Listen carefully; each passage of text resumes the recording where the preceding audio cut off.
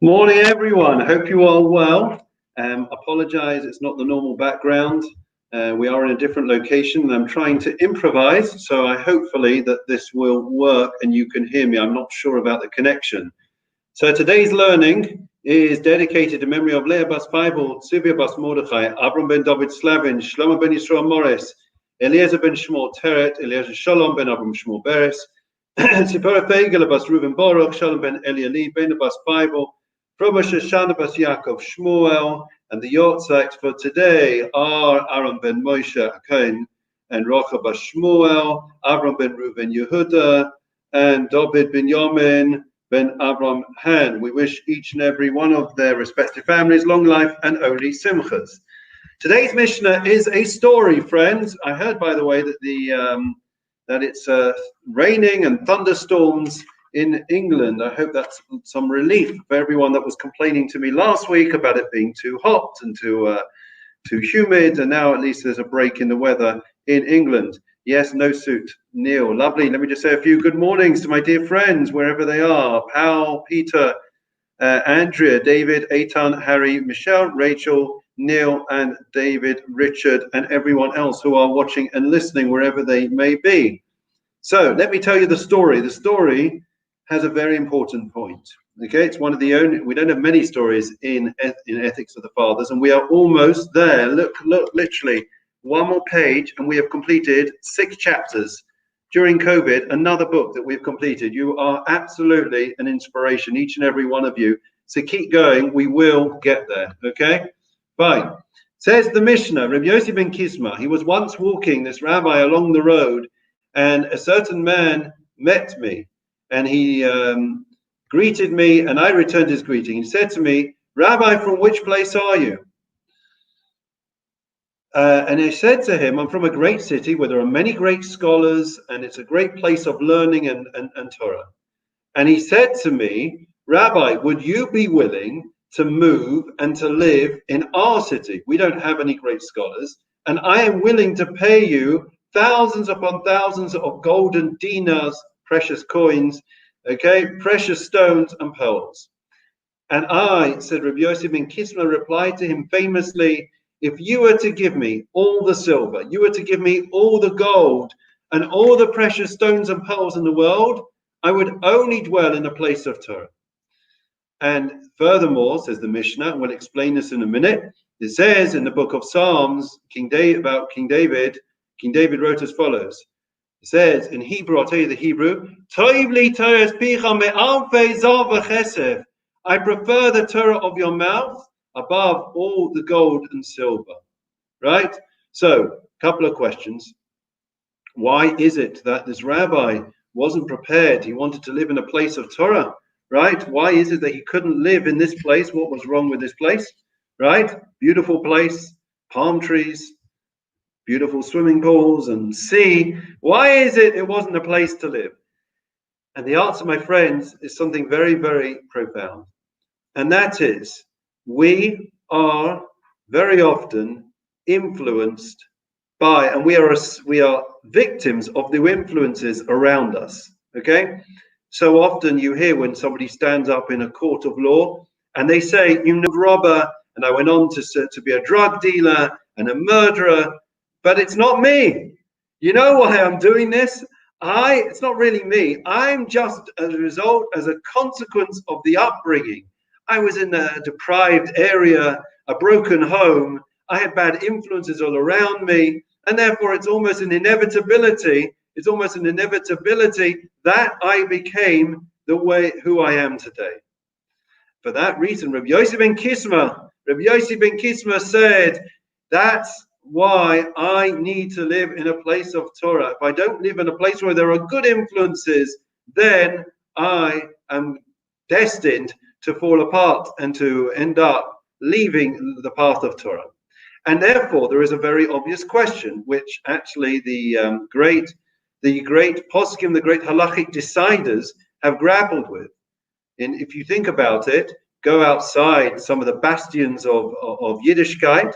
You go outside New York, you go outside Los Angeles, Miami, Golders Green, Stanford Hill, you go to Melbourne, and you go outside those mainstream places, okay, and of course Woodside Park, and you will find that there are places that are rather weak in Torah, right? So therefore, how can an Orthodox family move to that place?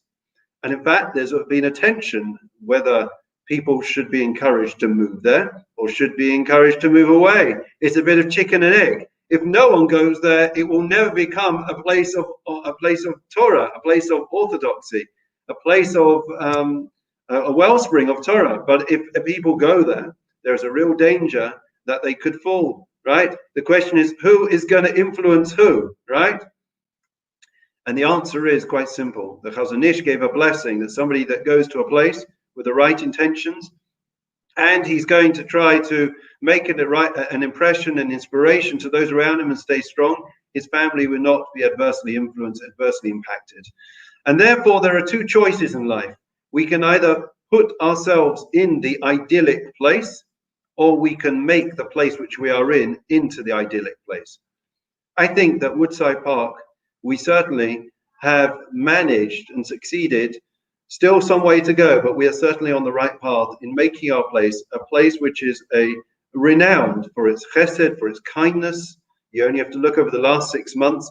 A place a place of learning, a place of prayer, a place where there is a place for community. And therefore, I think that we have been able to succeed in transform and inject a vibrancy, a dynamism, a vitality, a Judaism which is alive and well, and please God will continue to thrive.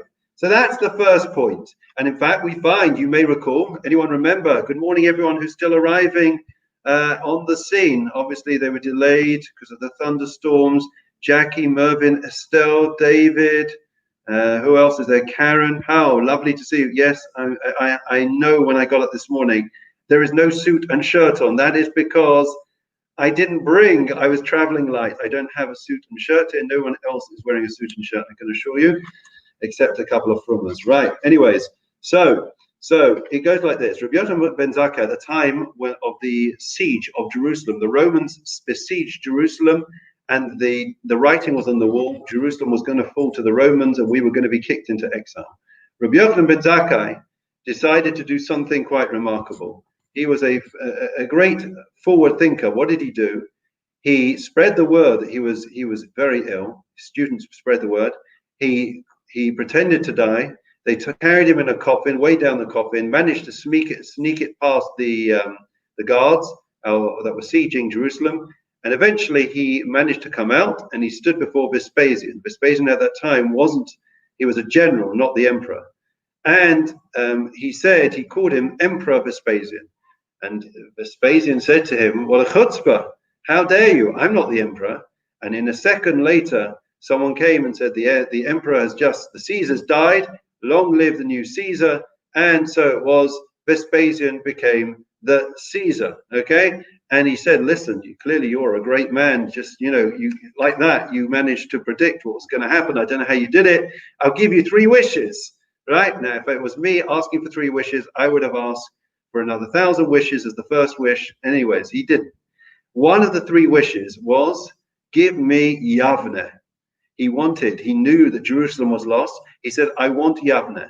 And he knew with 5 students that despite it being at that time a wilderness, a barren desert, he knew with 5 students that he went with, he would be able to transform that place into a place of learning, a place of Torah.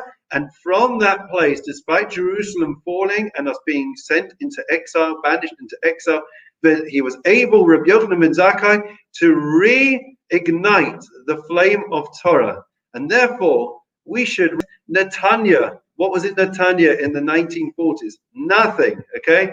You go there today, I can tell you, there are a beautiful yeshivot, there's learning, there's kashrut, there's everything. There's a Laniado hospital that he built. And all of that is because he, together with a handful of people, believed that you could transform a place. So it's either you come to a place that's ready-made, or you have to make that place. We are doing the latter. That's point number 1 that we are going to say today. We're going to conclude with that. And And after that, we have tomorrow one more Mishnah, so 2 more days, and then we'll have completed our learning. So let's now go on to say, "The Lord is my shepherd," Psalm 23. The Lord is my shepherd, I shall not want. He makes me lie down in green pastures. He leads me beside restful waters. He leads me in the paths of righteousness for his name's sake. Even when I walk in the valley of darkness, I will fear no evil, for you are with me. Your rod and your staff, they comfort me. You prepare a table before me in the presence of my enemies. You anointed my head with oil. My cup overflows. May only goodness and kindness pursue me all the days of my life, and I will dwell in the house of the Lord forevermore. And now, memorial prayer.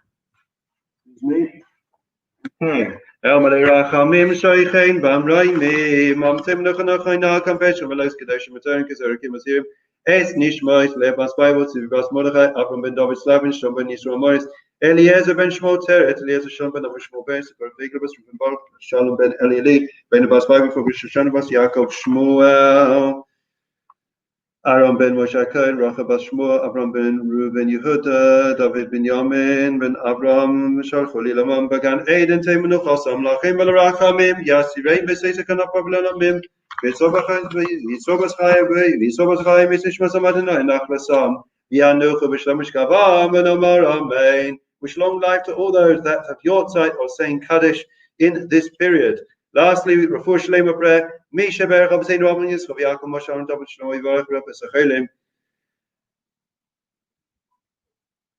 Bav Hoshana Bispalim Baburam Bezchosakol Shpochu Yimalei Rach Malei Malach Malach Posam Mishlach Lem Pushalim and Shema Melachol Ve'em Besoch Shachol Yisrael Rafu Sanevish Posakol Hashavag Zmakarev and Amar Amen. Wish everyone well. Should be healthy. Should be well. Keep safe. Look after yourselves. And just bear in mind the point that we said this morning, it's not just about building on a macro scale, even on a micro scale. Who are the friends that we surround ourselves with? I'm very picky and choosy as to the true friends that I surround myself with. Are they people that are going to be good influences on me or not? Are they just yes people? Or are they people that can ensure that they are willing to hold a mirror up to me and to tell me when I need to make improvements in my personal conduct? When I've done something wrong?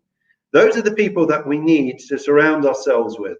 And that is true not just about friends, but it's also about family.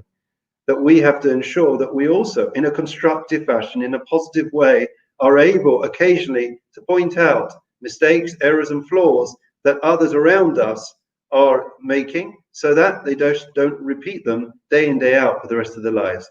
Have a great day. Keep safe, keep well. Please God, we'll see you tomorrow. It's 8:30 your time. Take care. All the best.